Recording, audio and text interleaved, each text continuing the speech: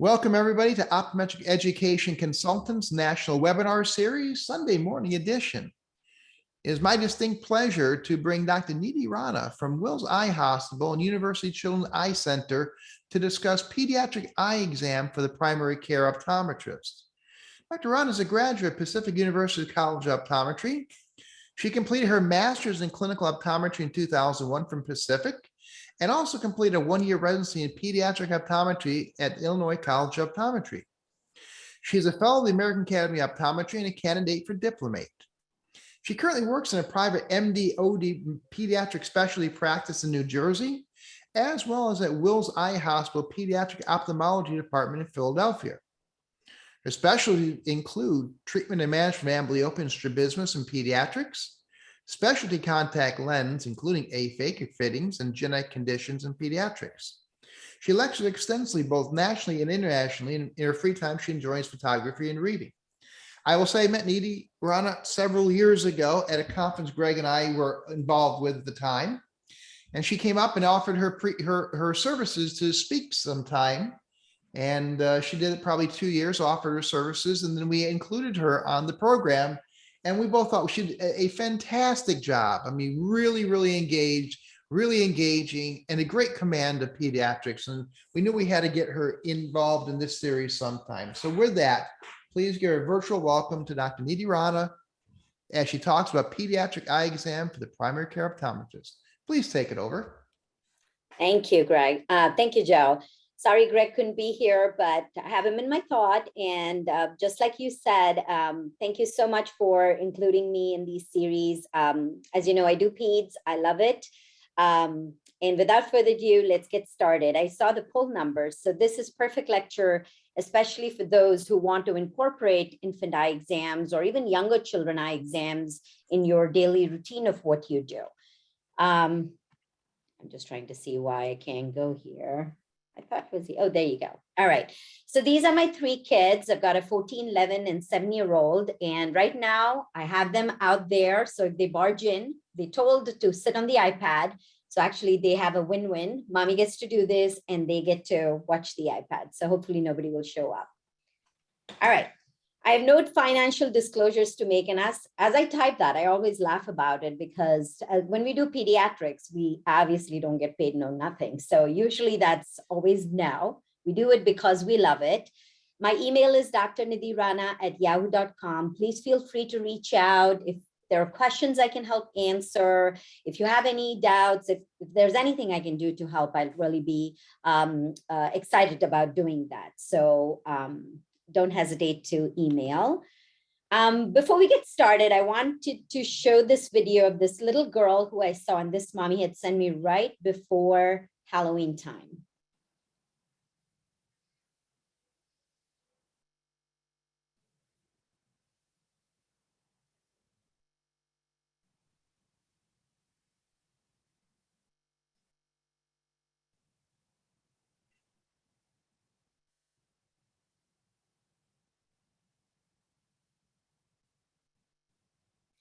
So this little girl, she's a long-term patient of mine now, and she wanted to be me for Halloween, which I thought was really cute. So I think for me, this is why I do what I do. I love seeing peds. I enjoy seeing peds.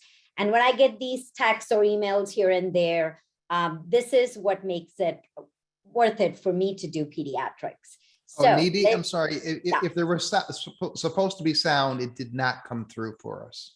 Oh my God, I'm sorry. Yes, no it worries. was supposed to be. Well, this little girl just pretended to be me for Halloween. That's the bottom line of that video. So apologize about that. But let's go back to kind of putting things together of why it's important to do a pediatric eye exam. I think we all briefly understand why a peds exam should be done, but putting it more into perspective, we all know that we have 5 senses that have to be put together for us to develop and for us to learn things as we're growing. So we've got the smell, the touch, the vision, the hearing, and the taste. The vision, of course, is what we're concerned with because that's kind of what we're doing day to day.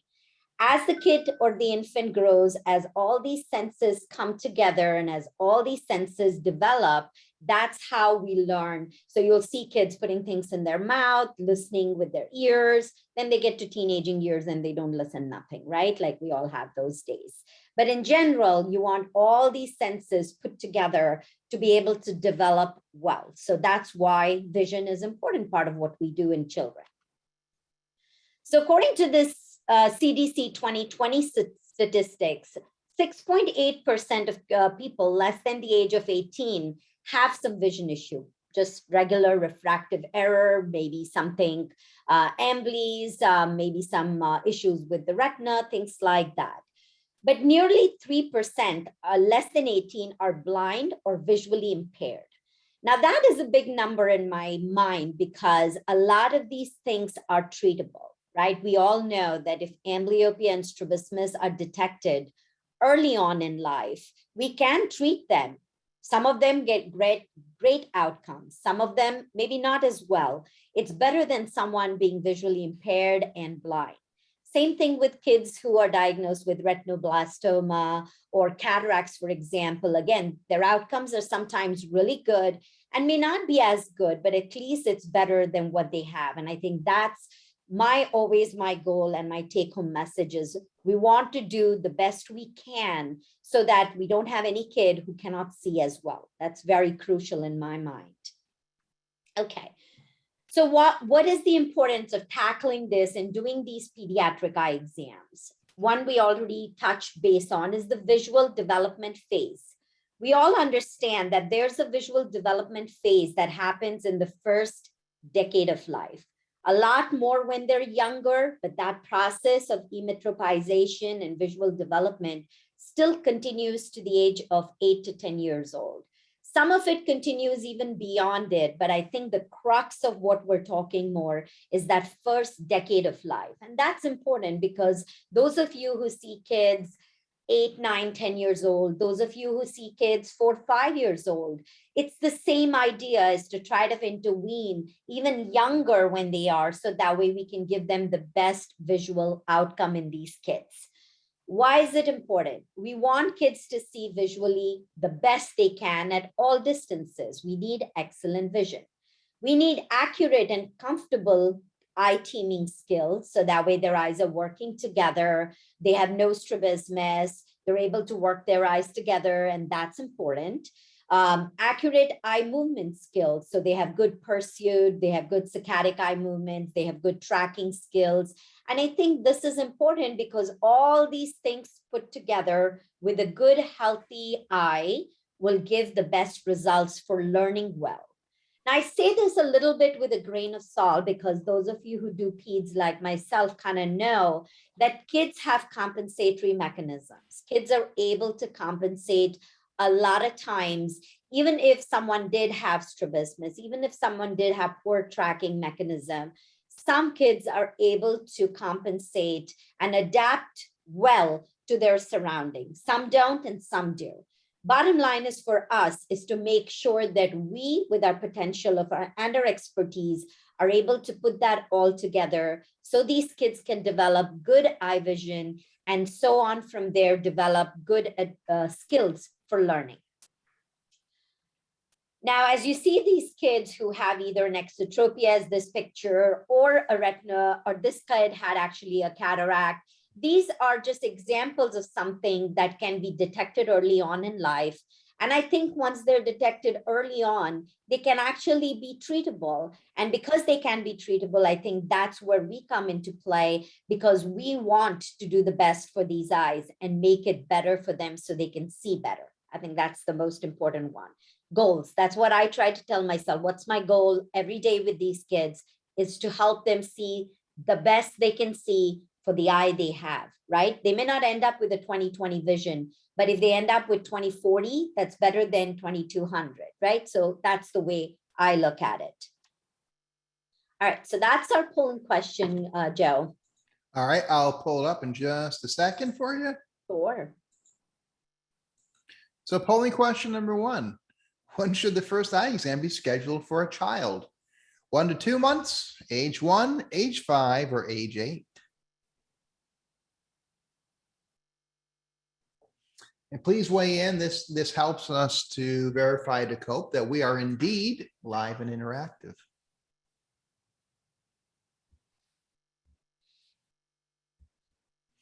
Needy, the audience is responding very quickly.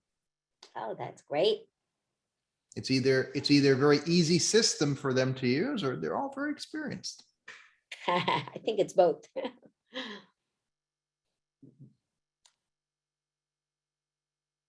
All right, I'll give a few more seconds to let everybody weigh in. All right, I'm going to end the poll and share the results. So by and large, everybody says by 1 year, others say 1 to 2 months, some say 5, and nobody said age 8. Very good. So I'm going to turn that off and continue, please. Tell Sure, us. thank you. So that's great. I think majority did have an idea of about the age of 1-year-old. And I think I am in consensus with that. I don't know why sometimes I can't get out of this. Hold on, guys. That Okay, often there we happens go. after a poll question. Got it. All right. So we have different bodies of work that people do, right? American Academy of Pediatrics, American Academy of Ophthalmology, American Academy of Optometry. We have APOS. There are different bodies of groups that talk when a first eye exam should be done by and large. I think if you ask me that question, I think they are in that general background of having an eye exam that would first be right at about the age of 6 to 12 months of age.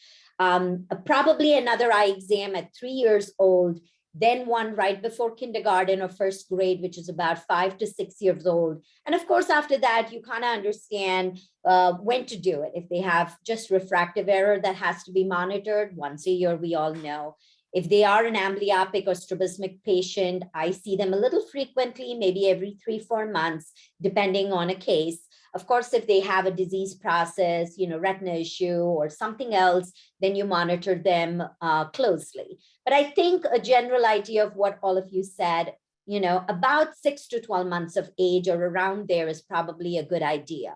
But again, make sure you base it largely also on family history, because some of these kids have family history that needs to be monitored much sooner in life. So if I have a child like Joe said earlier, I work at Wills Eye Hospital in Philadelphia, where I primarily see little babies because I fit a lot of aphakic contact lenses in these babies.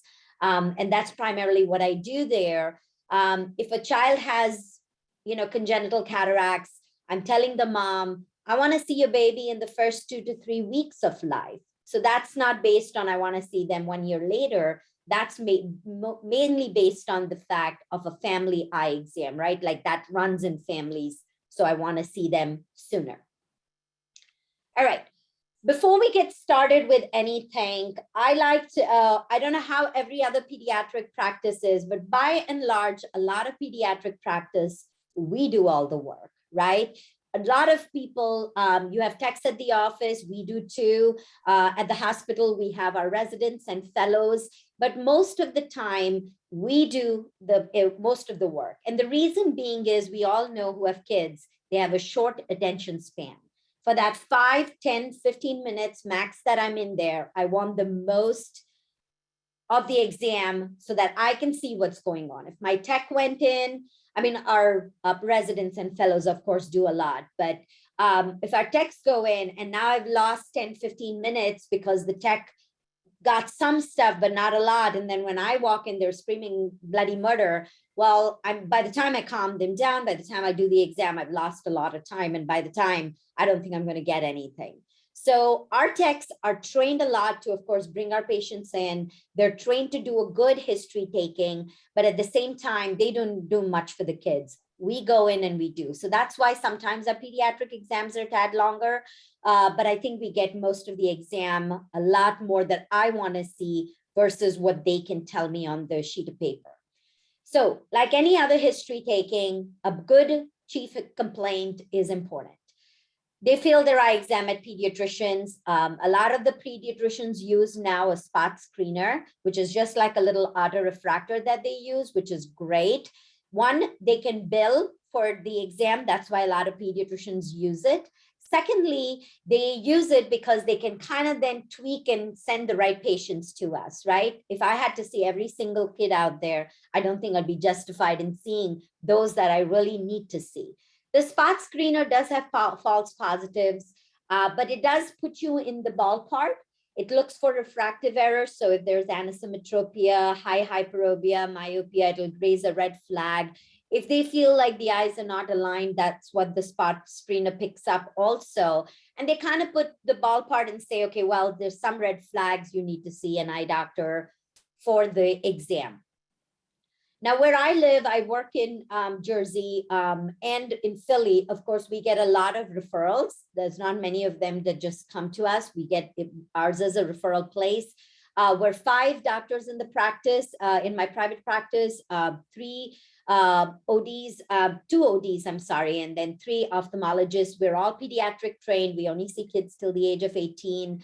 But we all have our little things that we all enjoy doing, and that's what we see. But we get referrals from around 250 to 300 pediatricians in the area. So we're a good monopoly that way, and we get a lot of referrals from our pediatricians. So we listen to our pediatricians. If they need us to see the kiddo, we're going to see them. The other way that they come to us is failing an eye exam at school, which is again at about age 3 sometimes. In some schools, 5-year-olds, 6-year-olds are getting a screener by their nurses, and they get failed and then sent to us. And the big one I want to say is listen to mommy. That's kind of my thing. Moms know best, right? So I feel like if mom's telling you, you have to see the kid, I'm going to see them, yes, because I want to make sure that I'm ruling out if mom has a concern. So the pictures that you see on the screen there, this one kid who has the exotropia, I walk in, I see the exotropia, she's a new patient, and I tell mom, I said, so how long have you seen this eye out? Because that's not why she came in. She came in because this kiddo was going into 1st grade and she wanted to make sure she's seeing well. So I walk in and I say, how long have you noticed her eye wandering out? And the mom looks at me with headlights on her head and looks at me and says, what, her eyes go out? I never saw it. Well, if you look at the picture, that eye is going to Timbuktu. So her not seeing it just means that she's not in tune with it. She's seeing her baby girl every single day. And as parents, sometimes, as much as I say I want to rely on them, I also feel as parents, sometimes they don't want to accept it, right? They're not seeing it because they're seeing the babies every single day. I wonder why the pediatrician didn't pick it, but that's a total separate issue. The other kid, of course, the mom was very vigilant. With this kid who had the cataract, the mom went to see the pediatrician. The pediatrician did his red reflex, said everything looks great, no issues. Mom's like, no, something in that eye doesn't look right. And she came to see us. So that's a mom who's very vigilant and even saw something that didn't look as apparent to the pediatrician and look to her. So I think you have to put a mix of these things together, but our staff is really trained to listen and understand and pick those cues so that they can see us. Rest of the exam, what are we going to ask for history? Medications, what are they taking for their medicines? Because if you're going to prescribe some medications, you want to make sure you know what they're exactly taking, like just like you would do for an adult eye exam. Allergies to medicines, same idea. You want to know that because if you are prescribing something, you want to make sure that it does not interact with any medication that these little kids are on. Medical history, a lot of the history, medical history, I put some common ones there. G6PD is common in younger children that is screened. It's a metabolic testing they do for screening when the kids are born that picks up this glucose 6-phosphate deficiency in children. It's a deficiency of an enzyme that works on the red blood cells. If these kids eat fava beans, if they eat any medication with aspirin, if they take any kind of sulfa medication, they can go into aplastic anemia. So that's important for us to know because we will not prescribe any sulfa medicines, obviously, for these children. It's important to know if the kids have any kind of JIA issues, any kind of connective tissue disorders, because then we can go back and check for the eye that works with it. Now, I do a full eye exam where we talk about systemic diseases in the eye, and that's where I would cover those. But this is to kind of give you an idea of knowing a good medical history as well. History of surgeries is important to know. History of any seizures is important to know. When we do a good dilated exam, we use the cyclopentolate eye drops. Now, the cyclopentolate eye drops, a lot of studies have been done where they've shown that when the kid who had already had seizures, and I don't mean febrile seizures, which are associated only with high fever, I mean actual seizures, epilepsy, petite seizures, grand mal seizures, any kind of those seizures.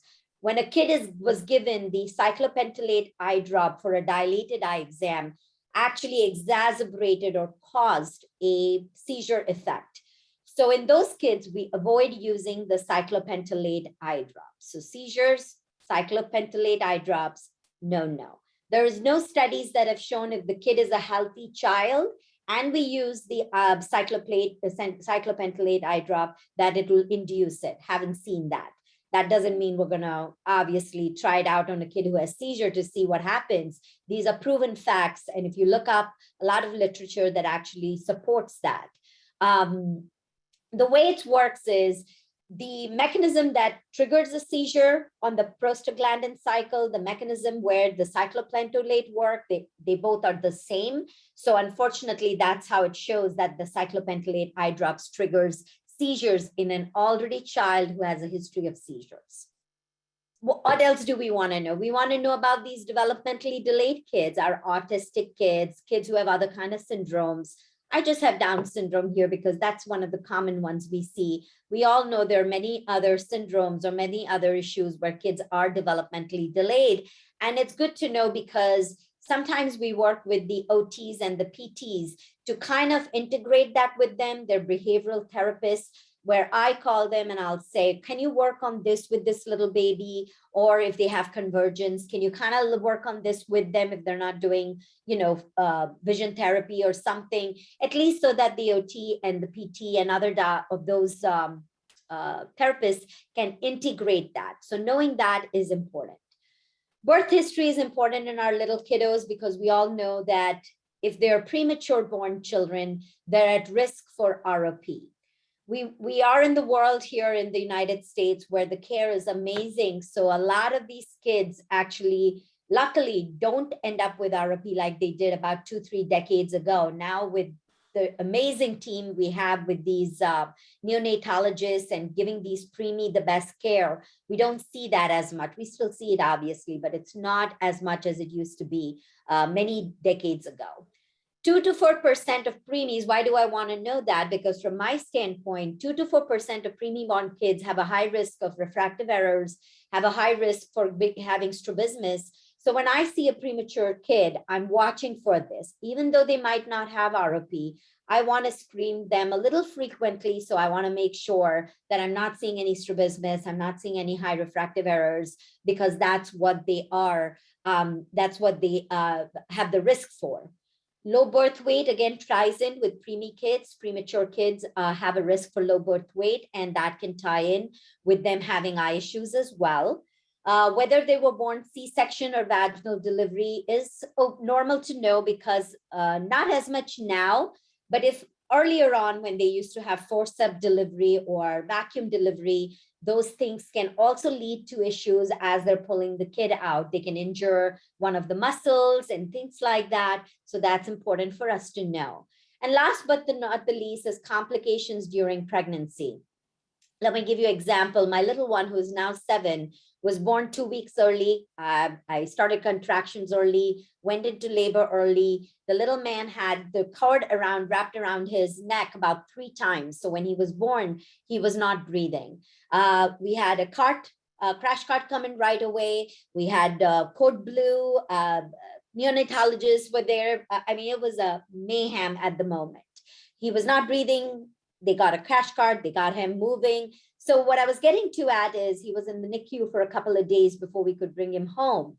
Now with him, what I saw after a few months as he was developing, he was not tracking, he was not seeing me, he was not looking at things. So I knew he was visually behind. Well, being mom, this is my job day to day. I take him to the hospital, take a look at him, his optic nerves, his eye was healthy. So I knew we call this a visual delay. And he had the delay because he had this complication during right after pregnancy or when he was delivered. And that took him a while to catch up. So I think he was about 12 to 14 months old when he finally felt like he was doing what he was supposed to do. So it's important to know, because you may have kids who are a little visually delayed, given the fact that the rest of their eyes look healthy. So important things to know. And you get a lot of info right there, guys, right from the history taking. I think if you train your techs to do a good job about it, you got most of it even before you start your exam.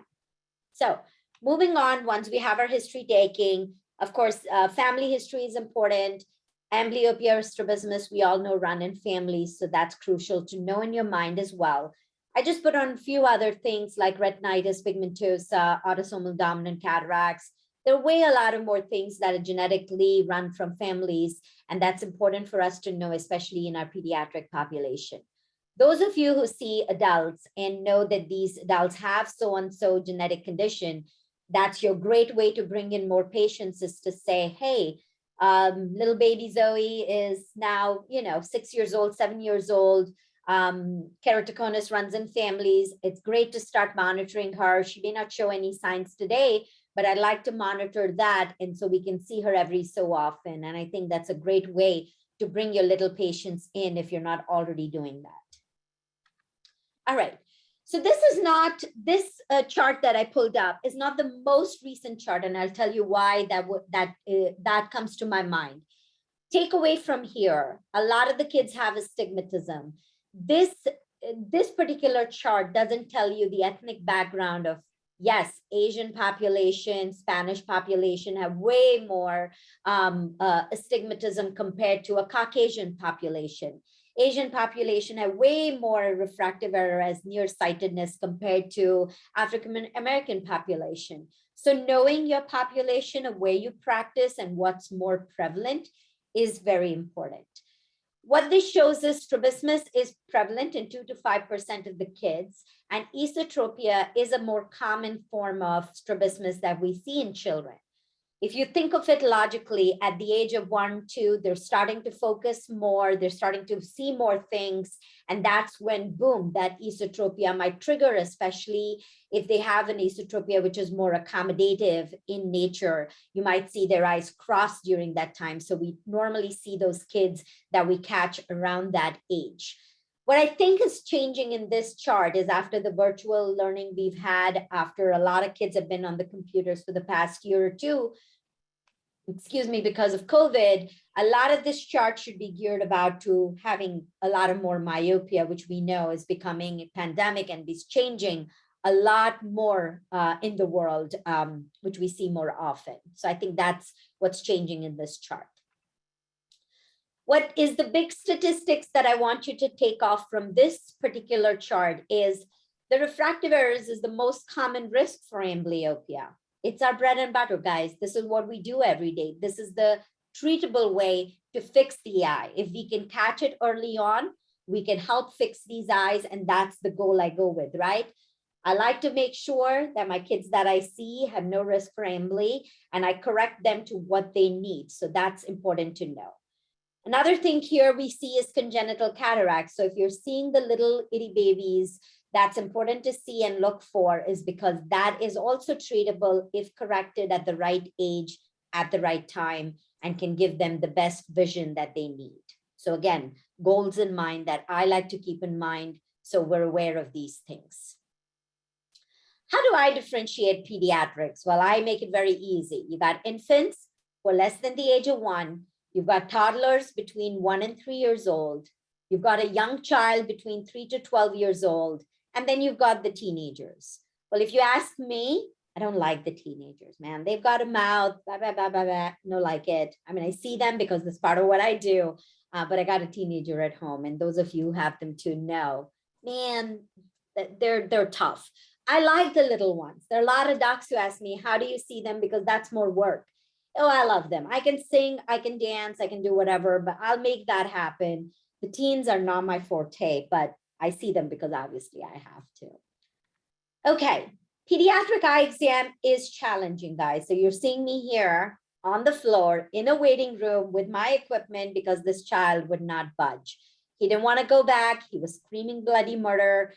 So we did the exam in the waiting room, not my ideal situation, but I got what I need. So what I try to tell our residents and fellows at the hospital or any of the docs who actually, observe us, I try to tell them that I will bribe them and get what I need.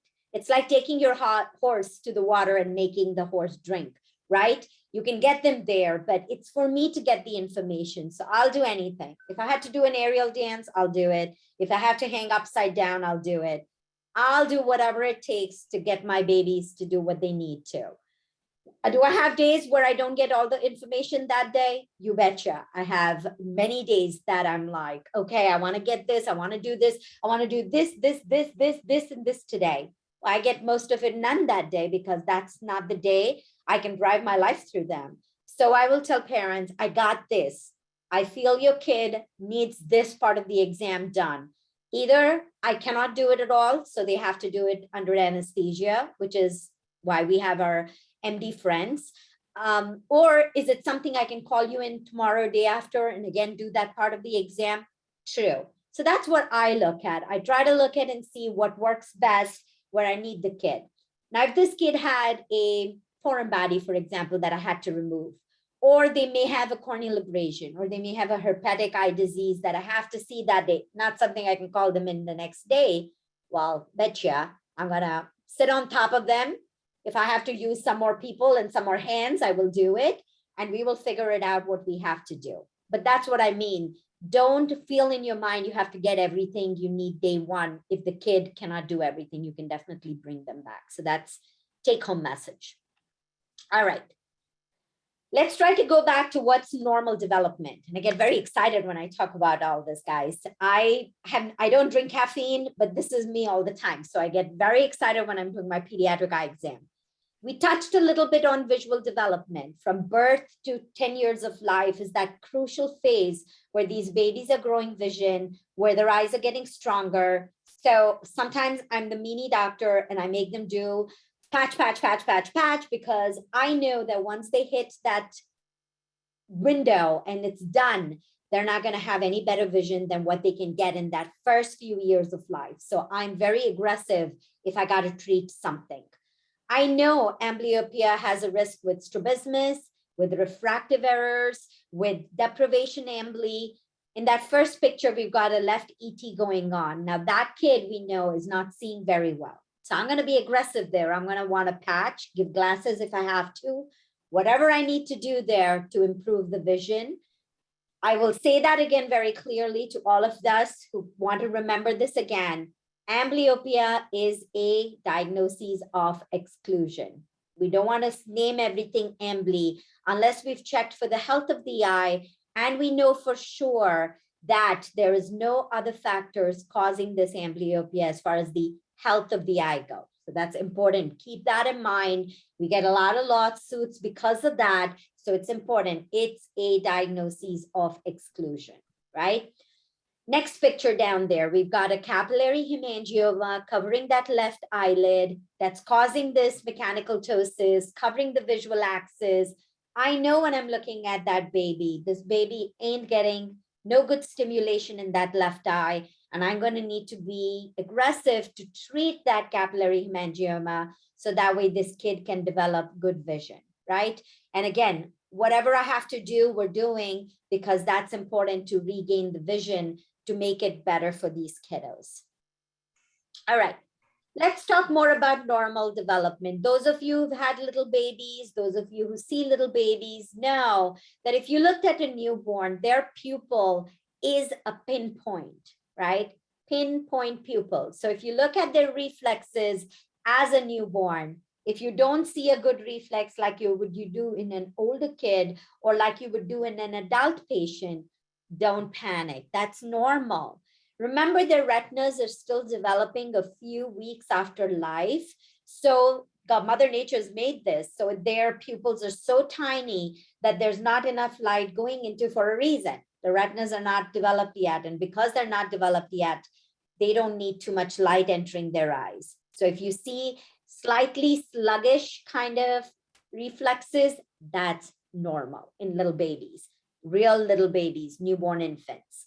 They have good peripheral vision, but that central vision will continue to grow from when they're born to much later in life. So in that few months of life, their vision is constantly developing that central vision. They see only light and dark patterns. So if you're walking across a newborn and thinking that that bright Hawaii shirt of yours is looking great to them, it ain't looking nothing to them. They can see bright colors, but they're really seeing life in light and dark patterns. As they get older, a few months of life, they start to see color vision, they start to see color, and then they appreciate all that beautiful colors that we're wearing. By the time they're about 2 to 4 months of age, many of the kids start to track. So they'll track mommy walking across the room. When I walk into the room, they're looking at me and checking me out. If I'm walking from the door to mommy, or if I'm walking from the door to my sink to wash my hands, they're looking at me, right? They might not be happy, but they're looking and tracking me at that age group. And that's what I'm watching, right? I'm seeing what they're doing as I'm walking in. So this is important to know that that tracking will start at around that age group. When they're about 6 to 8 months of age, 5 to 8 months of age, they've got good depth perception going on. They're now realizing that things are a little further away maybe from them. Something is closer to them than further away. They're starting to grab stuff, right? When you hold them toys, they grab the toys. When they're in their crib, they're catching on to things. They're also developing color vision. Again, these things are constantly developing even after that, but that's the age where it's starting to develop really well. That's why many kids start crawling at that age, because they're starting to learn their eye-hand coordination. You know what? Crawling is important. I know that some kids don't crawl. They go right from sitting up to kind of jumping to walking. Well, a lot of parents will say, my kid's a genius. My kids just went from like sitting to walking. I love it.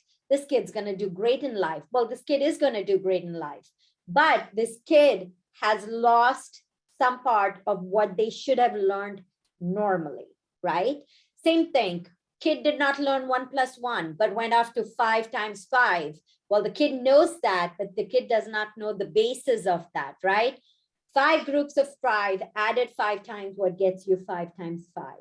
Same thing here. The eye-hand coordination develops. So sometimes when these kids go one thing to the other, they're not learning some parts of what they should be learning. So at the age 6, 7, 8 month old, I want to see this baby be able to have some depth perception, grab my toy, look at me, try to grab something from me, because that's what I'd expect them to do. By the time they get to age 1, I want them to have better vision, which means their vision is now further away from them rather than right close to their face. So they're starting to learn to walk, right? That's because they can see better far away.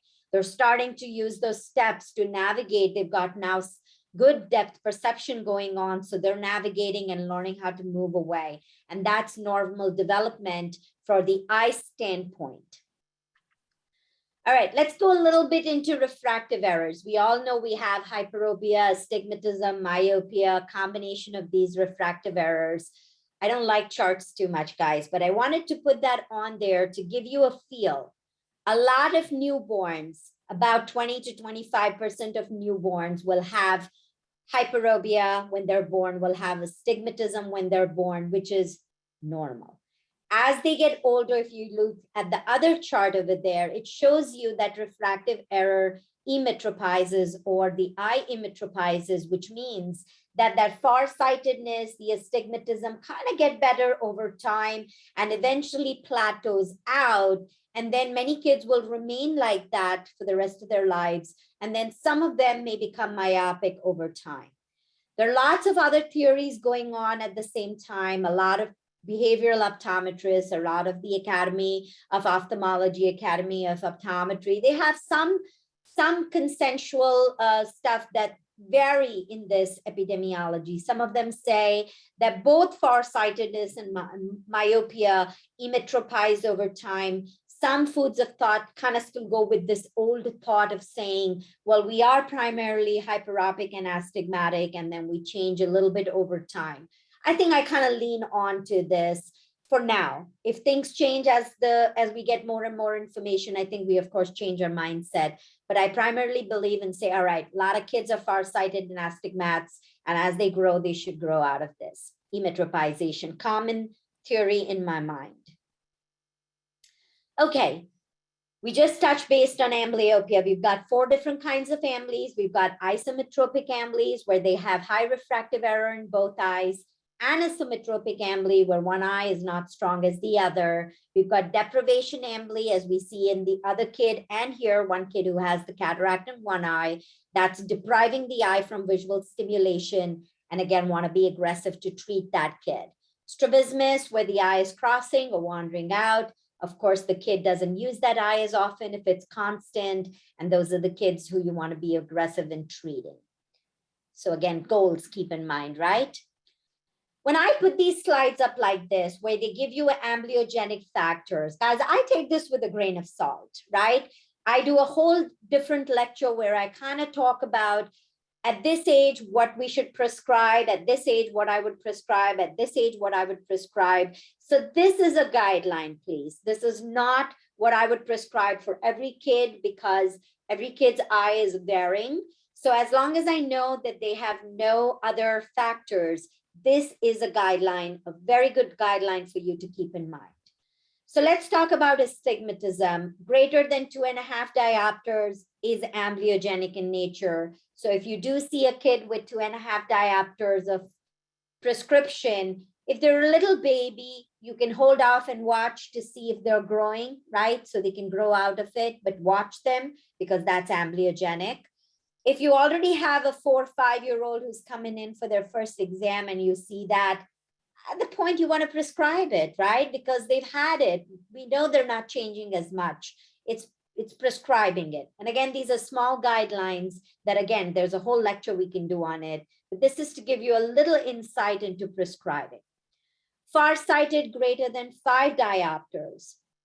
There's a lot of well studies done with the pediatric studies, which are your primary eye disease control studies. They're great studies, and I kind of go by it. They've done a lot of great work in the last decade and a half, and they've shown a lot of kids, even with low amounts of hyperopia, can benefit from that hyperopic prescription. So I wouldn't wait for that 5. I would try and give them a little bit sooner also if they need it. Myopia, greater than 8 diopters is potentially amblyogenic. Well, first in my head, how do you get to 8 and not need prescription? I don't know. I mean, one eye stronger than the other, right? Anisometropia, maybe. But otherwise, this kid's not seeing anything. Don't they fail an exam at school? Don't the parents feel like they're not doing what they should be? By the time to get to that 8 diopters, I think many of us have corrected that because they're in your office because they failed an eye exam. I hope somewhere, because that just seems like I don't see that too often anymore. In hyperopia and astigmatism, I feel like even 1 diopter of difference between the eyes can be amblyogenic. I see that all the time. Even 1 diopter is amblyogenic. So I don't go by the 1.5. I try to go even 1 diopter. In my head, it raises a red flag in my head. Myopia of 3 diopters, logical, right? If they have a myopia of 1 in one eye and a 4 in the other eye, we know they're doing monovision. We know that 1 diopter eye is using that eye to see up far away. We know this 4 diopter eye is seeing up close. And because of that, the eyes get away with not being amblyogenic because they're kind of using 1 eye at a time. And that's why they're okay with it. So I just touched on this. Hyperopia and the pediatric studies have shown that even correcting low hyperopes and astigmats in children can lead to better development of visual acuity. They've shown that uncorrected low hyperopes can have learning difficulties, so it's better to correct them. And that's important to keep in mind when you're prescribing for younger children. So that's an important home taking point. All right. So if I was given a chance at the office and I'm seeing my little kiddos, and I'm going to pick up all the tests we have in the world, what is my basic minimum testing I want for my patients to get some kind of a normal assessment plan and what I want to do? Acuity. I want some kind of an acuity that I want to do. I want to do some kind of a cover test to look for phorias and strabismus. I want to look for stereo vision where I can with these kids. I want to do a refraction to get an idea of their refractive error. And of course, I want to look at the ocular health of the eye. So these are my minimum tests that I would want to do. I would add anything else to this, but these are my crux of what I do day to day to check for a child, whether it's an infant, toddler, young child, or older. Now, in my mind, guys, by the time they get to 8, 10 years old, I'm thinking they can do any testing, right? Most of them do. They're matured enough to do after that testing. So to me, after the age of 8, 9, 10, maybe 10, I would say, they're old enough to do any testing you want. They may not do it accurately, but they can. The younger kids, yes, I pick and choose the testing I want to do because, they're not going to do, everybody's not going to do a Snellen at age 2, right? We all know that. So that's why it's important to know where to do what. Okay, my tips for examining these kids. Well, like I told you, I'd bribe them. I'd go under the chair. I'd go on top of the chair. I don't know. I'd hang upside down, wherever. I don't mind. My ideal situation for my babies is to have them sit on their laps. Comfort, they are comfortable in mommy's lap. Mommy can give them a bear hug to hold their arms if they have to. Mommy can stabilize their head if she has to. And that's easy for me to take a look at their eyes. Once they get a tad older, 3 years, 4 years, sometimes even 2 years old, they like to be independent, sit by themselves. And that's when I'd have them just sit by themselves. Again, it's kid to kid, right? Sometimes I do eye exams in a stroller. I don't care. If that's what I'm going to get, that's what I'm going to get. But these would be my ideal situations: lap and chair. Lots of fixation targets. I don't care if you're good at singing or not. I'm not, but I sing my life away. I sing my lungs away. I love it. I'm singing. I'm not a good singer, but I still sing. I still dance. Sometimes the kids laugh because they think I'm horrible, and they still do what they have to. But a lot of these toys, guys, they grow out of it so fast. They hate it. Once you put it up, 2 seconds later, they want a different toy. So lots and lots of toys. And that helps the eye exam. So especially for my younger little kiddos. All right. Like I told you before, I don't do necessarily, our techs don't do a lot of things. Older kids, yes, my techs will do a few things, but younger children, we're doing a lot.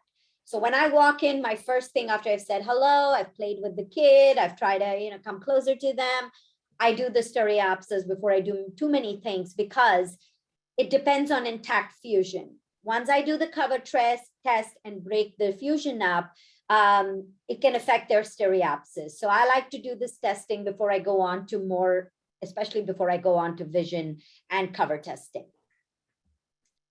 We have different kinds of stereopsis testing. We've got the Lang for the little kids. And when I do the Lang, sometimes the kids cannot tell me the shapes, right? They're looking at it, but they can't tell me the shapes. So what I try to do is I sometimes will say, where's the elephant? Where's the moon? Where's the star? And if they point out to it, then I know they obviously saw it. So I try to prompt them sometimes, because I don't think all the kids know the shapes unless I tell them that. You have the titmus fly, which is the most common type of testing we have. The random dot series are a better testing because they don't have monocular cues. So I feel like there's a better testing, but I want to say our office, we have the random dot test, but at the hospital, we don't. So in the hospital, titmus fly it is. But that's easier to get, if they move their head around, if they're a little smart child, they can probably pick with their monocular cues. But the random dot stereopsis is a better one because it has bifoveal fixation. And so it's a little better in that sense. If you don't have it, no biggie. The other tests work perfectly fine. The idea is to get something. All right. So Joe, we're ready for our polling question 2. All right, I'm going to get that launched in just a second. Test polling question number 2. If we did a Worth 4 dot and the patient saw 2 red dots only, what would this indicate? Red is over right eye, green is over left eye. They're diplopic, they're suppressing the right eye, they're suppressing the left eye, or they're fusing with both eyes.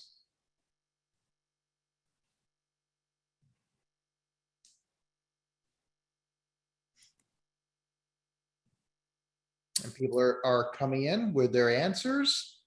Sure. I think this one requires a little more thought. Mm.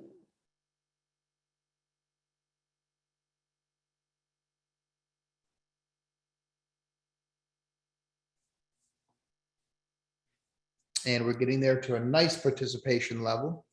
You know, this is a good time. Just as a reminder, Nita, a question came into the chat. Sure. And just remind us, what's the standard age of emetropization? What's the standard Standard age? age, yes. I want to say that emetropization continues as a process. So I wouldn't say it's like a one age that it happens. The kids start off hyperopic and astigmatic. They continue to grow out of it.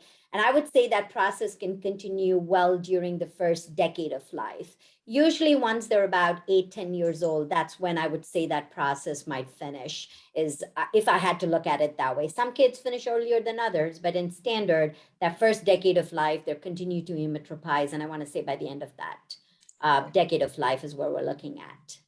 Very good. Thank you so much. I'm going to end the poll and share the results. And there are the results for everybody to see. They're suppressing the left eye is the number one answer. Perfect. All right. So I'll close this. All right. So you're right. We don't really use the word dot test all the time, but I do use it in kids as a fun test, right? Especially if I'm thinking that this kid might be suppressing one eye or seeing double. Remember, kids cannot really verbalize to us. So this is a take-home message that I took from one of my mentors many years ago. I've been practicing for many years now, guys, 16 years, almost going to be 17. And a long time ago, one of my mentors told me this in my residency, which kind of stuck with me, that kids are not going to come to you and tell you I have an issue like an adult, right? The adults will say, I'm seeing two, I'm seeing this, I'm seeing that, this is happening. Kids are oblivious. Kids don't necessarily know that they can see better, right? Some kids will walk in with seeing a big letter E only, and you're like, how are you functioning? Well, they don't know any better. They could see better, right? So that's why they can't tell you they can see better. Same thing. Some kids, I saw a kid the other day seeing two. This is an older kid. She was put on, what was it? One of the, I'm spacing out on this acne medication right now, a tetracycline. Yeah. Thank you. The tetracycline. She was on that acne medicine. And we all know, especially those of us who are seeing the adults, that that has a risk for pseudotumor cerebri. And she was seeing diplopia because of all this going on in her eyes. And she didn't realize that. When she walked in, I'm talking to her, and all of a sudden I'm seeing, you know, an esotropia going on. And she said something, which one do you want me to look at? And I was like, you're seeing two? And she's like, yeah, this just started 2 weeks ago. And I was like, child, like, don't you think that's not normal?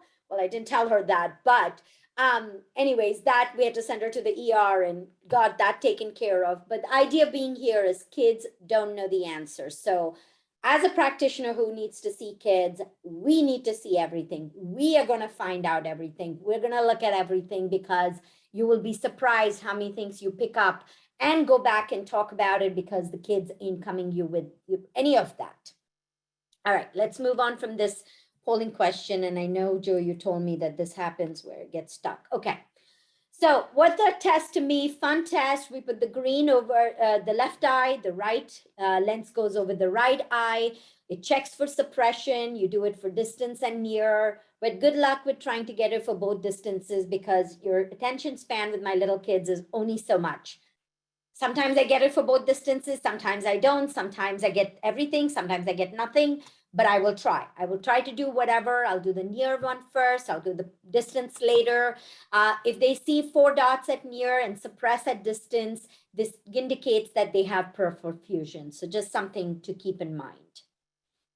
All right, this is a little cheat sheet to remember. If they're seeing 5 dots, they're diplopic. If they're seeing 2 red or 3 green, they're suppressing one eye or the other. And of course, if they're seeing 4 dots, they're fusing. So that's kind of just a cheat sheet to remember this word dot test. Easy, quick, fun thing for younger children, and they feel very cool doing it, to be honest. A lot of the kids do that. All right, let's do our extraocular motility testing. What are we looking for here? We're doing it in all the cardinal positions of gaze, so we can look for what's common in kids, some kind of a paralysis, some kinds of a paresis of the muscle. Are they all intact? Are they moving? Are we looking for concomitant strabismus? Things like that when we're doing the EOMs. So if this chart that's pulled, the kids pulled up on here, primary gaze, she's straight on. Lateral gazes, she's looking good. Bottom all gazes, she's doing well. When you look at the up gaze, you notice that she does not have good ability to elevate her eyes up, especially in adduction. And this is a syndrome that we quite often see in children called the Brown syndrome. In Brown syndrome, the superior oblique that helps with the elevation, that tendon where it is, that muscle tendon is actually not as stretchy and it's not flexible. So because of what's going on in that tendon sheath, this muscle is not moving and elevating really well. Many of these kids have compensatory mechanisms. A lot of these children just learn to put their chin up and look up, and so you never notice it. I get a lot of parents who walk in and say, oh, I never noticed them seeing this, because in straight gaze, nothing's happening. All the action is happening when they're looking up, which is not something many kids or many adults notice unless we're doing the testing and looking for it.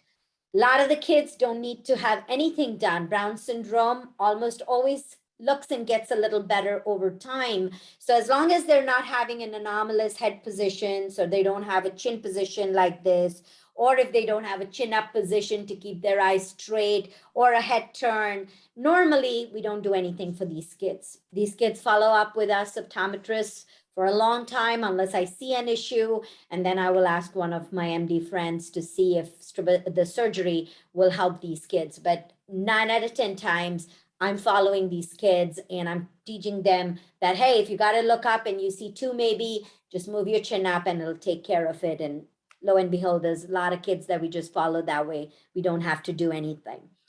The other syndrome that's commonly seen in our little children is Duane syndrome. Duane syndrome is where the eye doesn't go out all the way. There are 3 different kinds of it. I won't get into all that, but that's another syndrome that's commonly seen. So something that we keep in mind when we're watching out for our little kids when you check the extraocular motility. All right.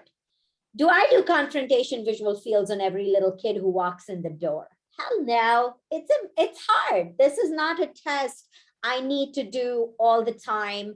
These are the tests my neuro-ophthalm friends do. If they're following a kid for a brain tumor and they want to have a gross idea of their confrontation visual fields, that's the test they do many times. Do I do it?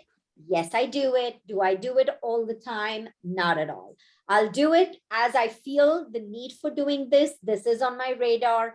If you look at this kid for a practitioner pulling out a ball from behind the mom and looking and seeing if the child looks at it. I don't have too many people in the room. It's mom, kid, and me. Maybe on a good day, dad might trickle in too. Maybe on a good day, my tech I can call in too. So that's not a test I'm doing where they're coming from behind. I'm doing like the other one. The baby is looking at me. I'm showing an interesting target, primary gaze. I'm bringing another target from around. And if they look at it, I know they've seen it. If they kind of completely bypass it, maybe they didn't see it, or maybe that target is not too interesting. So you got to take that with a little grain of salt. Just because they didn't see it doesn't mean they couldn't see it. So that's why you do it a couple of times and you change targets. So, you give it the benefit of doubt. So that way you're more sure that they actually didn't see it. But not a test we do all the time, guys. So that's not something you have to do in every single baby you see.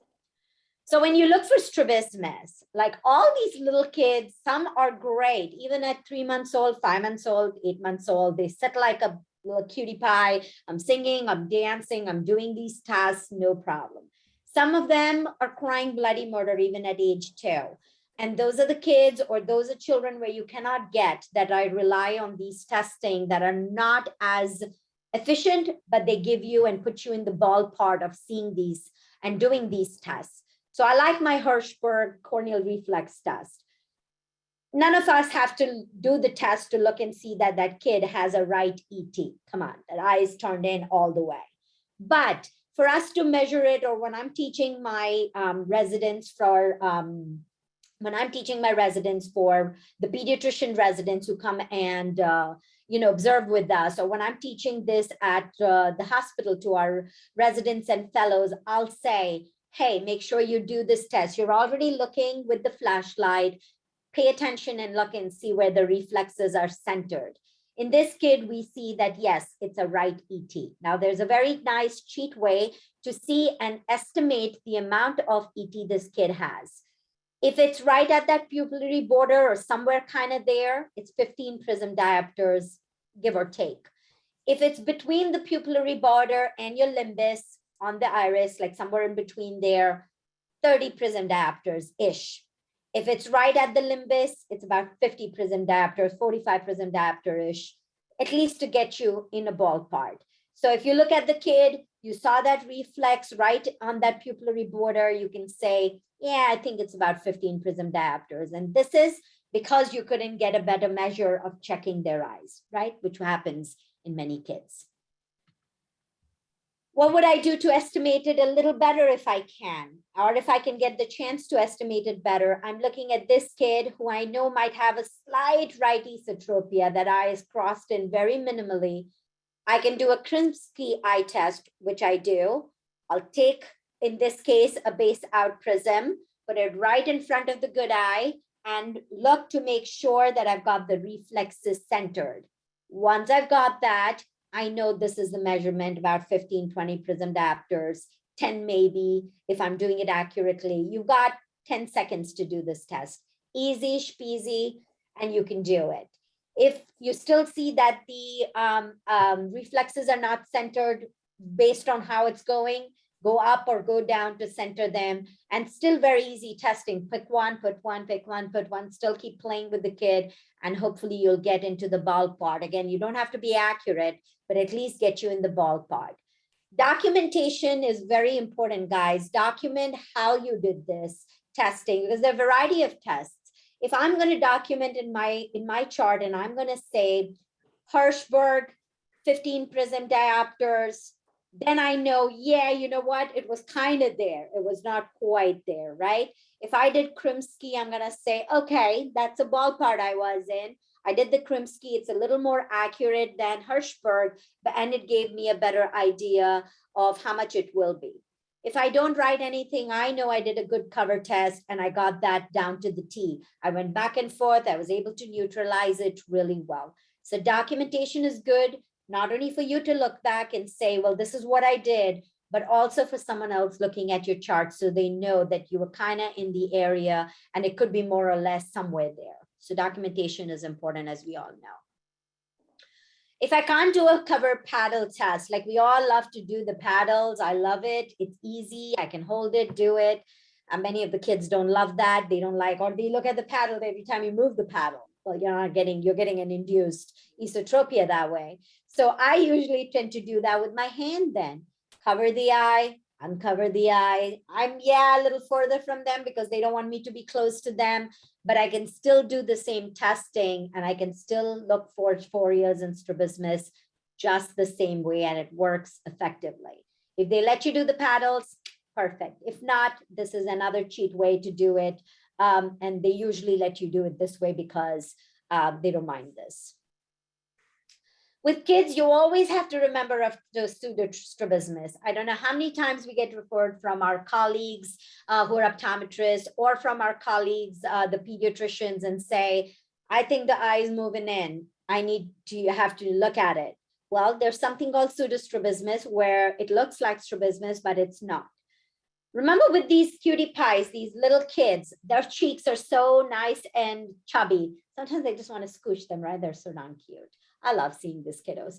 And so their cheeks are all up there. Their eyes are kind of like where they have the nice epicanthal folds because their eyes haven't grown completely yet. So I tell the parents, I teach the residents and fellows, Don't look at the whites of the eye. That's not how you're looking for strabismus. You're looking for the reflexes of the eye. You already are looking at them. All you have to see is where they're centered. If they're centered right at the same place in both eyes, that's not strabismus. That's pseudostrabismus.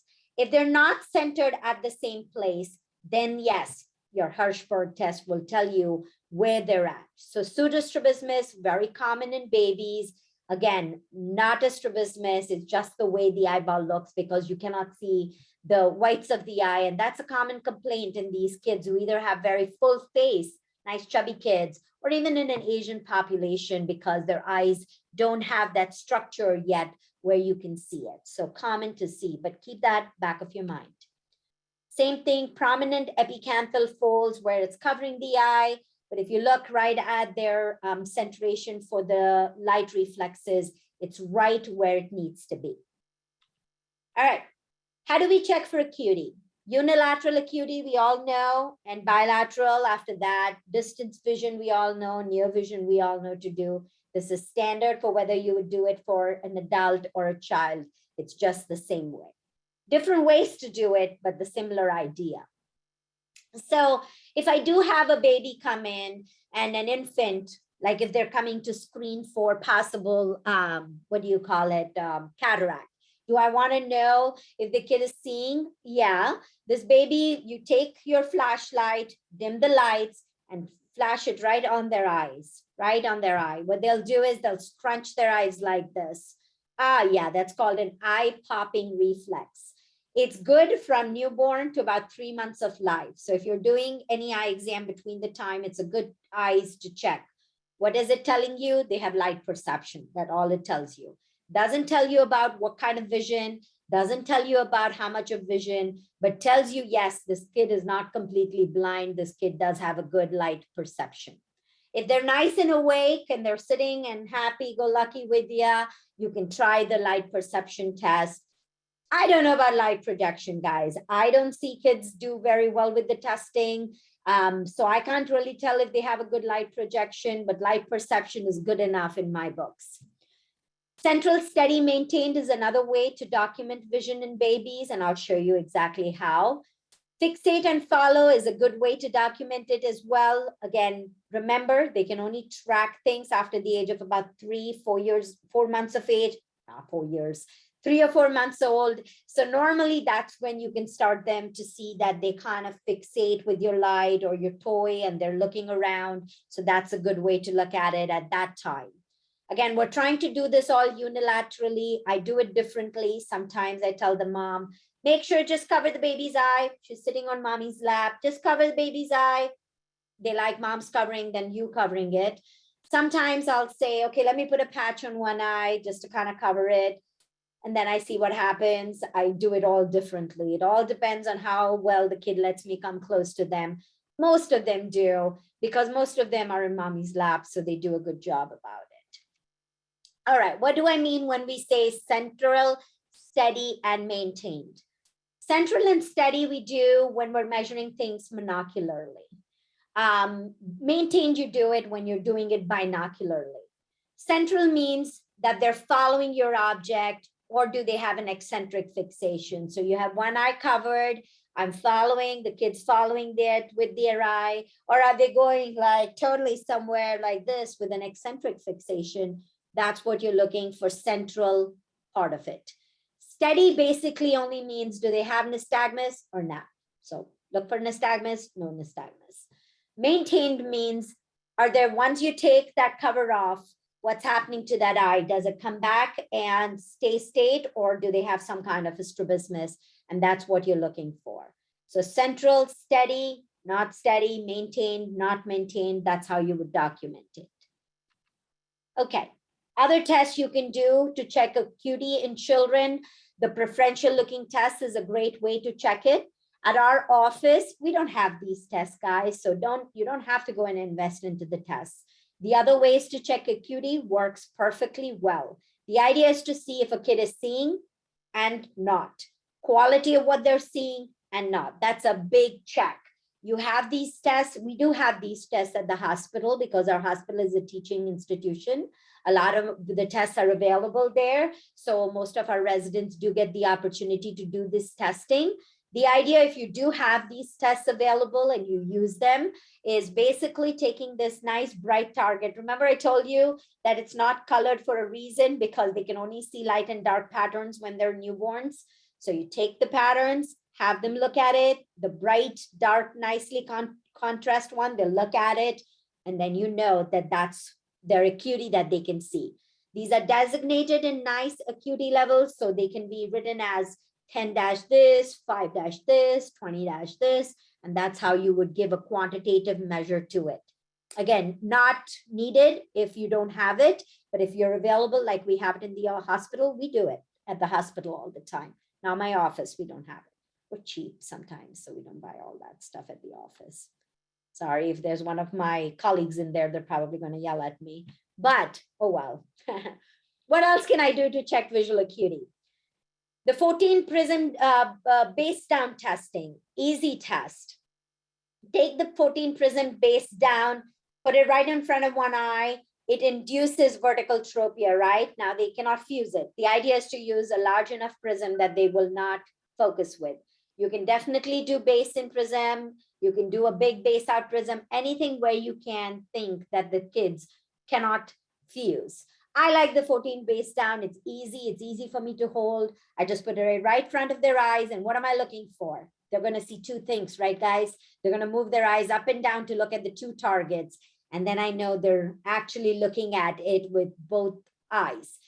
If they don't see it, I know they're suppressing, so they're not seeing with one eye better than the other. So it's an easy test to do. Look for movement of the eye.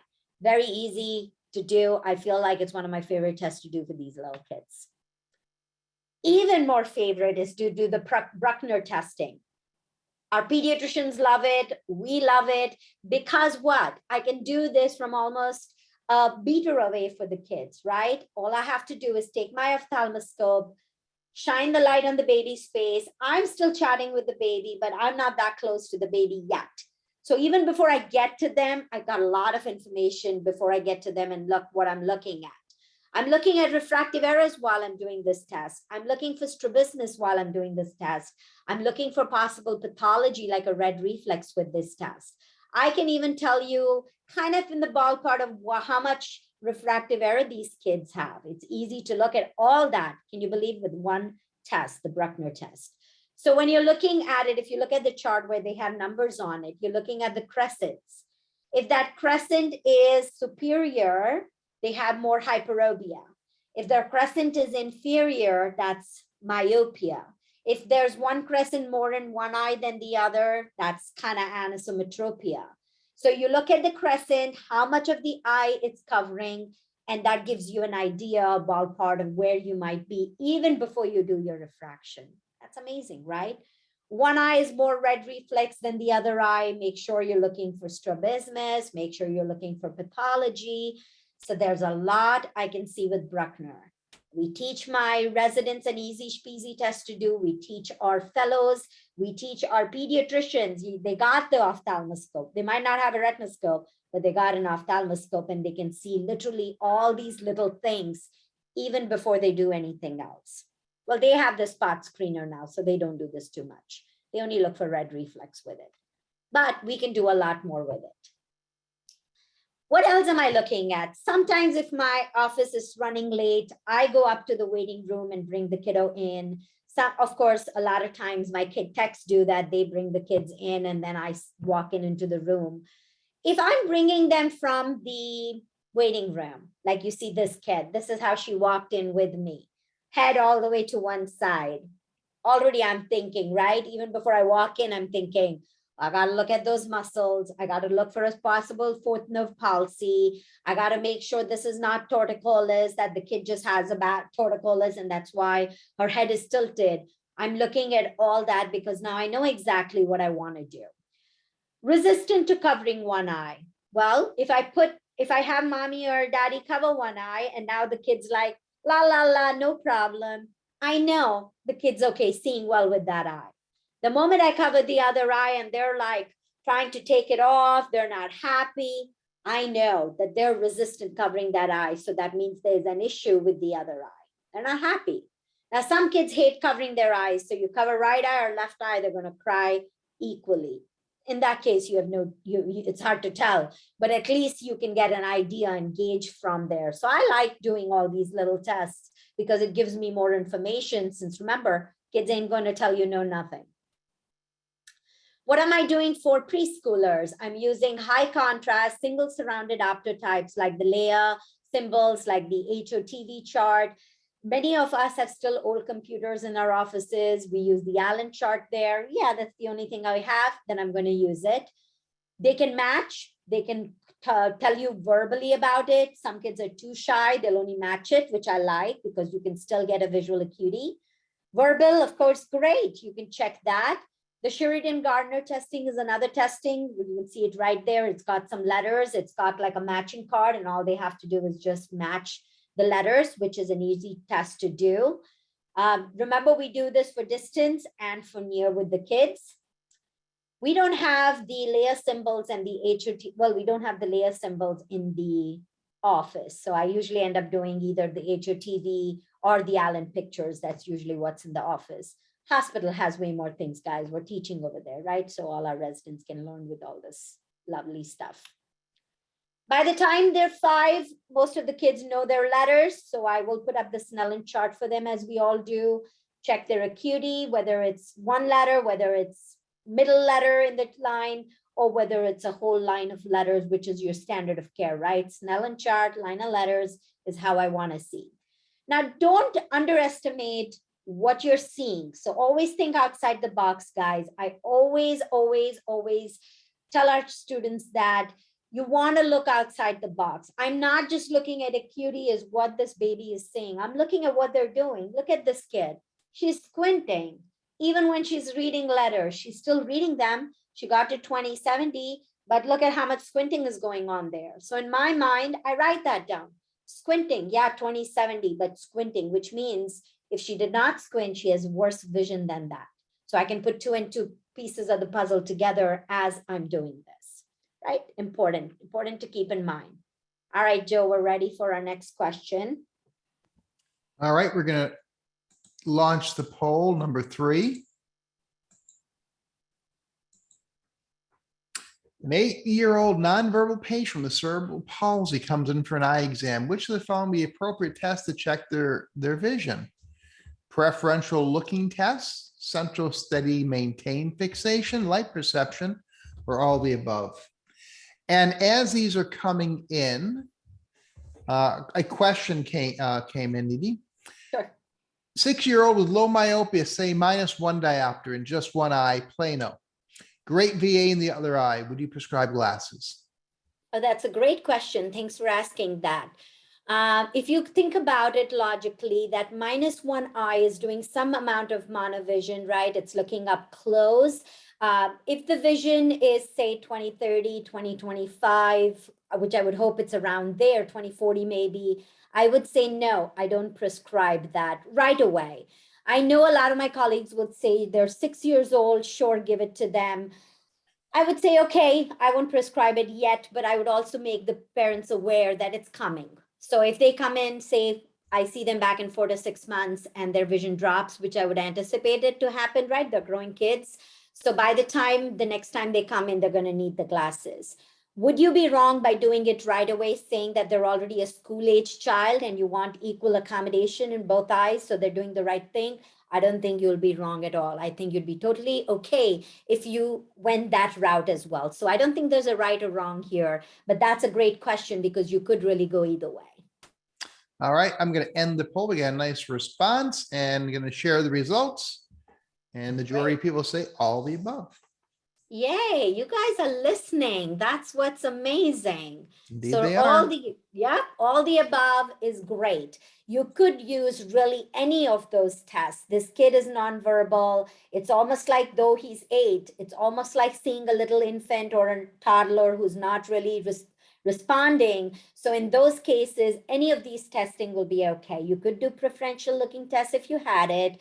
You could check for central steady maintained. If that's not doable because the kid is so developmentally delayed, a light perception would be equally okay in that case. I think when you document things, I think in your mind, you should have consistency with what you do. And that's more important, which means you should try the highest visual acuity that you could do, because in the court of law, if you were audited, you have to say, I know that I wanted to do Snellen for this kid, but this kid is nonverbal. I was going to try matching pictures.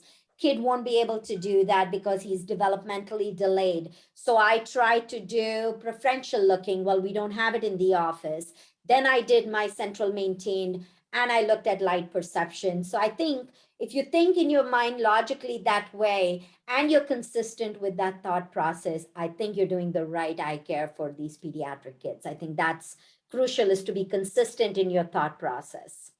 All right, so moving on, and I know I have to do this. All right, going on to our next part, we're looking for pupils, right? We do that all the time with our adult patients. Same idea for my babies. I'm looking for an afferent pupillary defect, the consensual reflex, the direct reflex, and also remember, physiological anisocoria is normal in about 15 to 20% of the population. So even though you might see anisocoria, you want to make sure you check that both in dim light and in bright light. And that's a great way to see if this is physiological anisocoria, a millimeter or so between the eyes in both light and dark lights.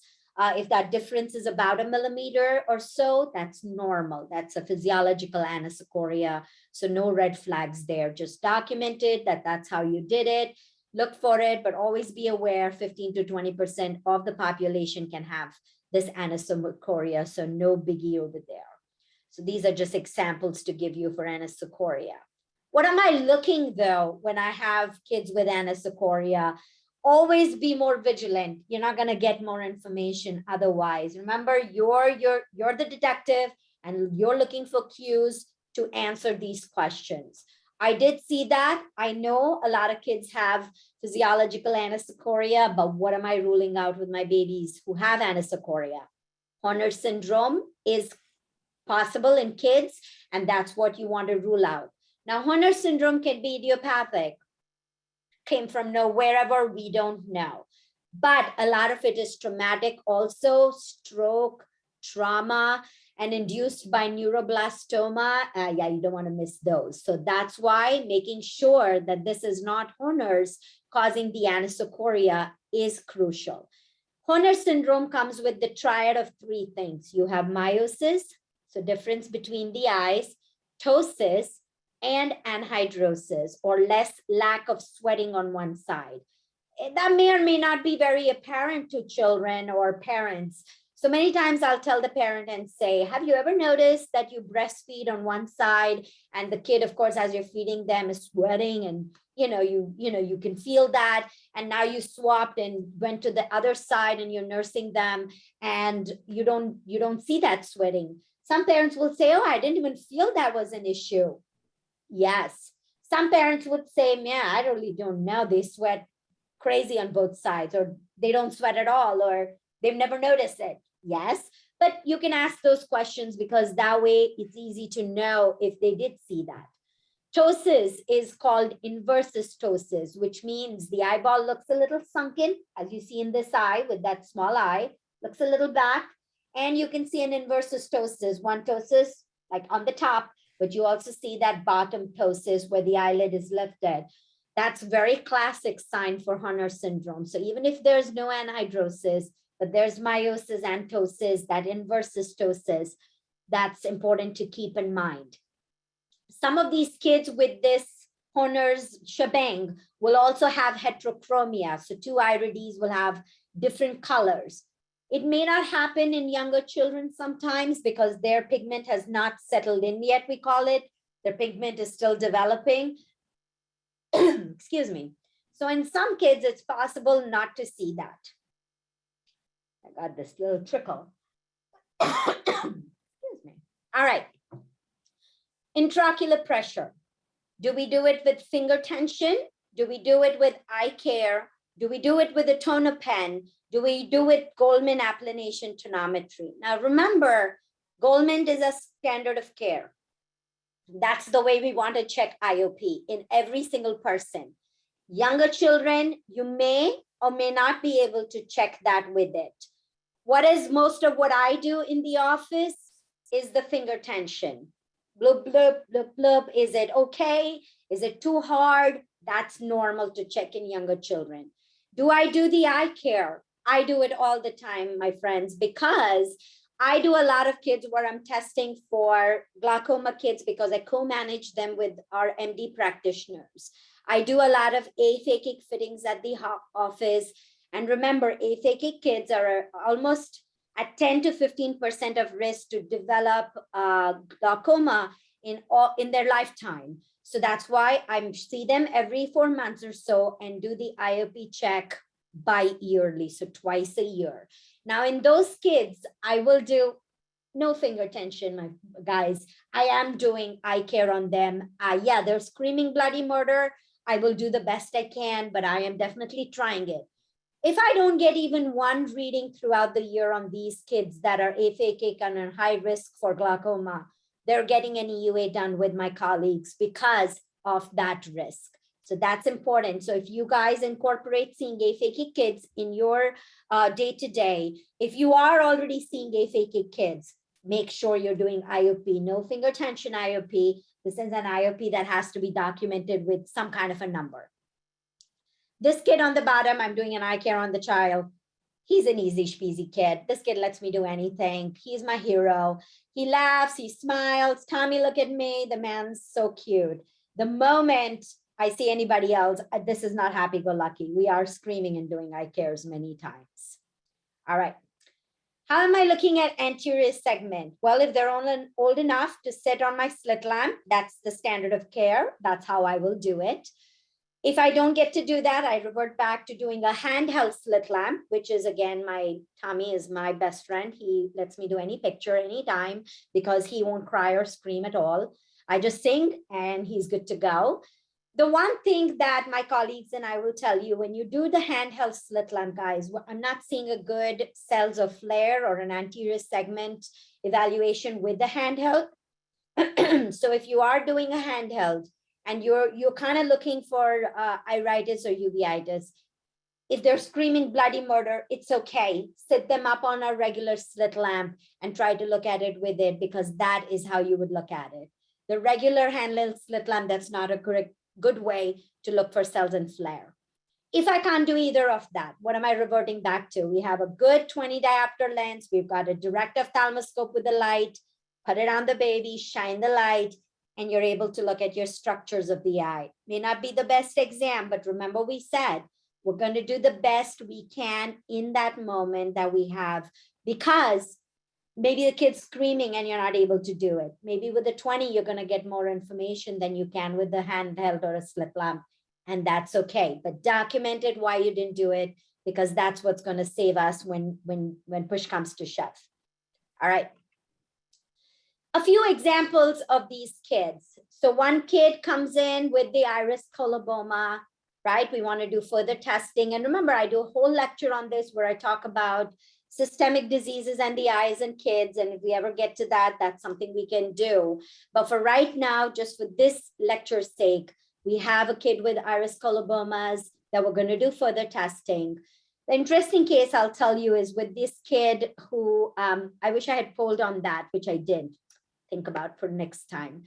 But this kid has some nodules on the iris, as you see. If you've seen it, you should know that this is called leash nodules. They're small nodules that are seen in kids or adults who have neurofibromatosis. They're very pathognomic for neurofibromatosis condition. They don't affect the vision. They don't know nothing. They're just there. 90% of the kids by the age of 10 years old will have leash nodules if they have neurofibromatosis. So that's very pathognomic to see it. So this kid comes in, he's 4 years old. He comes in for an eye exam because Mom just has glasses and mom decides to bring him in. I don't know why at age 4 for an eye exam. Maybe he's in preschool and she thought that that was a good idea to do. I'm doing the exam and I remember they're not asking me stuff. I'm looking for stuff. So I look at the iris and I'm here with one of my residents and I look at the iris and I double look at the iris and I say, I'm seeing leash nodules, I think.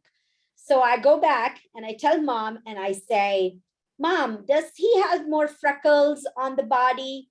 And mom says, yeah, he has tons of them. And she pulls up his shirt and he's got these tons, hundreds of cafe lait spots, guys. And I was like, oh, okay. And then I tell mom and I say, did the pediatrician say anything about this to you? Are you seeing someone? Mom said, no, the pediatrician didn't say anything about these freckles. He's just said these are freckles. No, from the eye standpoint, these kids can have a risk for gliomas, guys, in the back of the eye. Yes. So of course we look for it. Luckily, this baby had nothing. But what am I going to do? I'm going to call our pediatrician. First, I want to make sure that parent is not lying because they do. Yeah, pediatrician didn't told me. And when I call the pediatrician is there. I've been telling them to get more testing done. So I'm going to call the pediatrician and say, you know what? I just saw them in the office. I saw these leash nodules. Mom showed me those cafe lait spots. I was wondering if they had more testing done or not. And then the pediatrician said to me, no, we did not do more testing, thinking that there was nothing much going on. So we educate each other and I say, well, he's still young. He still can have more stuff. He still needs an MRI because the risk for glioma is there. And we went backwards. So always remember, guys, we can be the ones looking at things. So it's important for us to keep looking like we are. An example of a kid with the cataract, again, we differentials, make sure it's not only a cataract, it could be retinoblastoma, it could be Coates disease.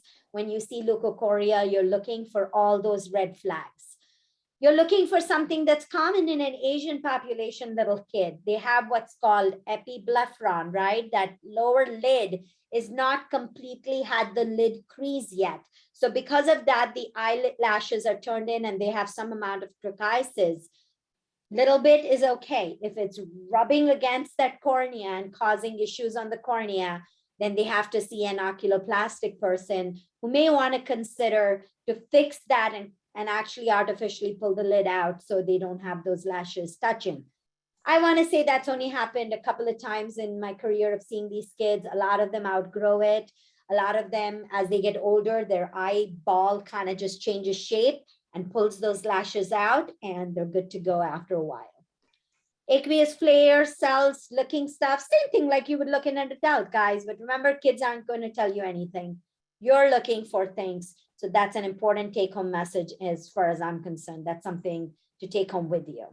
All right, we're ready for our next polling question. All right, next polling question is launched. What's the most common form of IOP assessment you use for younger people? Under 8 years old, finger tension, eye care, tonal pen, or Goldman? And a question came in. Sure. What age do you typically start attempting Goldman over finger tension in a child with no glaucoma risk factors? Was the question asking me when I would stop doing it? Is that what I? When you switch over from finger tension to Goldman in a child who has no suspicion of glaucoma? All right.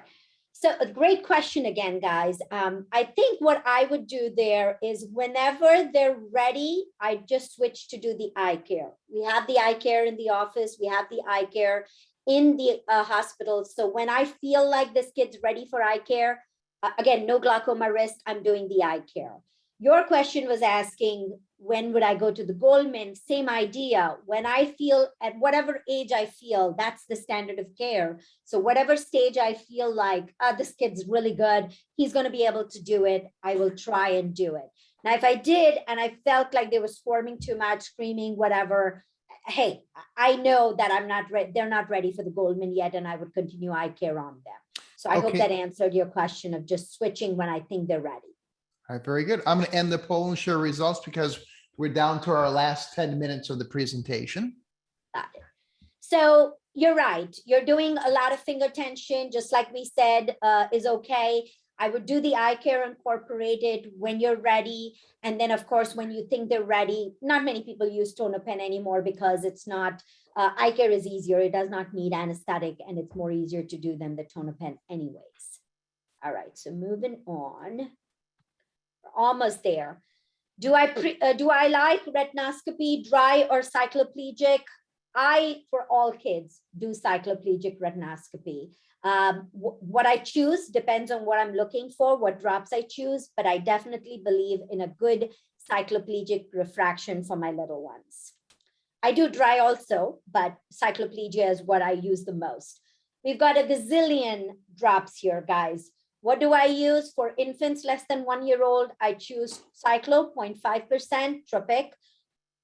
For kids older than that, I use Cyclo and Tropic, or Tropic and Fennel, depending on whether I want complete cycloplegia or not. They come in a spray form. We don't use the spray as much just because my techs love the spray. Then they're spraying it all over, and we finish with the bottle very quickly. So we usually use either the combo medicine, cyclomedrystil, or we use individual drops depending on what we have at the office. Right now, cyclopentolate is not easily available, so it's like gold. We just hang on to it. One drop only, and they know we love cyclopentolate. So I don't know what. Okay. Dilated retinoscopy. How do I do this? I like the skioscopy bars, guys, the bars that go back and forth that I can use. I don't really use phoropters on my little kids. Oh yeah, once they're older, totally. But once they're little, that's what I like to use. Loose lenses, I love them. Do I use it bilaterally like that? Maybe not. I use it one at a time. I hold 2 or 3 in my hand, go through it. Remember, you've got only so much time with these kids. Whatever is easy to make it easy. I love the skioscopy bar. I love loose lenses. I do both of them, and I barely use the phoropter in my kids. How are you doing your examination of the back of the eye? Just like you would do otherwise. You're looking with your 20 diopter lens, your BIO, and I'm having toys and everything that they're looking at. So that way it makes life easier for us. In my little babies that I'm watching the eyes, we do what we call a table exam. Put them on a table or in mom's lap, whatever is easier. Usually a table is easy. Moms don't like the speculum, guys. Half the time the moms walk out and say, I'm not going to stay for this. I can't. You're putting this in my baby's eye. It's going to kill me. It's part of the exam. Their lids are so taut. So if you remember, their lids are so tight. I can't open their eyes and hold things and do it. So I need extra help, and the speculum helps me. I used to, before, when I started practicing and I was using this, I was using the wire speculum. Oh yeah, the kids are very strong. As soon as they blink, they would pop the wire speculum out. And I would feel bad. I'm doing the speculum, the baby's eyes. So yeah, I've come way far from that. No more wire speculum for me because it's more torture. I actually have to keep putting back in, which I hate. So I use what we call the Cook speculum. It's just like one you see here. It helps me open their eyelid well, not a fun sight, but what I need. It keeps their eye open. And now I can look at the eye. I can do my refraction really quick. I can use my BIO to look at it as you see one of those practitioners doing it. And it gives me a great eye exam. I do that even when I'm looking for hepatic eye disease. If I'm looking for an abrasion in a baby, if I can't do it without it, then this is my way to go. Absolutely. Posterior segment, what's common in babies? Optic nerve hypoplasia is something you're looking for. You're looking for a morning glory kind of optic nerve. You're looking for a retinal coloboma. You're looking for a Sherpy in the back of the eye as well. If they have albinism, you're looking for a poorly developed macular area and a poorly developed retina in general. So you're looking for all this. Again, they don't come telling you. You're looking for all these things in them, which these things are more common ones we see in kids. All right, last polling question, guys. Almost there. All right, we're going to probably keep this one pretty short because we're almost out of time. We're going to launch it. Which of the following is your first choice for treatment of amblyopia in infants and toddlers? Patch, atropine, or glasses? We want the first choice that you would go with if they were amblyopic.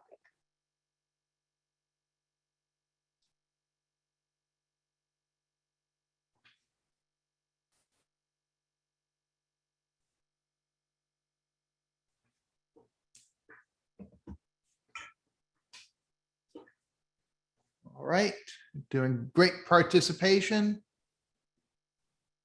We're going to end, for the sake of time, I'm going to end the poll and share the results. Right. Pretty close to split. Yeah, pretty close. So guys, remember this as a rule of thumb. We are always treating amblyopia first with giving glasses. That's first choice, no matter what. Your atropine or your patching is your second choice, but the glasses should be always your first choice of treating them. 90% of them with the glasses do much better. Again, that's a whole different lecture, but they do much better with just glasses. So keep the patching and atropine back of your mind, but first is always glasses. So let's go through the last couple of slides really quick. I use trial lenses, one or two better. I don't rely on them because they're kids, but I do use trial frames.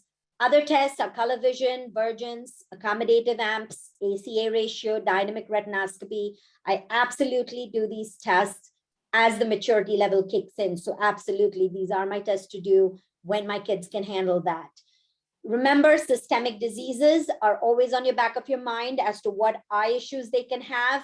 Your connective tissue disorders like Marfan's can have subluxated lenses. Your albino kids can have back of the eye that's poorly developed. So you're looking for all that. Down syndrome kids are commonly seen with us because of delays. They have keratoconus, trabs, cataracts, glaucoma, blepharitis. So you always want to watch it. Please document well and say you look for these things. What's I'm doing assessment plans. When I give glasses, polycarb, guys, is important. Miraflex lenses in kids is a great option. Patching considerations. I love the patch that goes over the eyes because they're sticky. Might not be the best, but that's what I like. Over the glasses, okay, not my favorite in younger children. Atropine eye drops, absolutely when we need it. I am very bad, and I say Pediatrics to kind of not let them use their hands when they're patching. Parents sometimes hate me, but I'm looking out for their kids. I want their vision to develop, so I will do what I have to. A lot of parents do it because they trust, and a lot of parents will be like, I'm not doing this to my kid. Hey, that is out there. Tincture of benzoin, I prescribe this. A lot of times if they rip the patch off, you put a little bit of benzoin tincture right on the eye, you let it dry for a second, put the patch on, and taking them off is much harder. And that's something you can get easily at a drugstore, but you have to write a prescription for it. So that's something to keep in mind. Contact lens considerations, your K readings, corneal diameter, refraction. I do aphakic fittings all the time, so knowing that is important. What else can I give you? Good documentation is important. Referrals is important to get. Dictate when you can to your colleagues. Work with other specialties because that's how we have word of mouth, and that's how they know that what you're doing, you're good at what you're doing, and that's important. All right, thank you guys, and don't hesitate to reach out.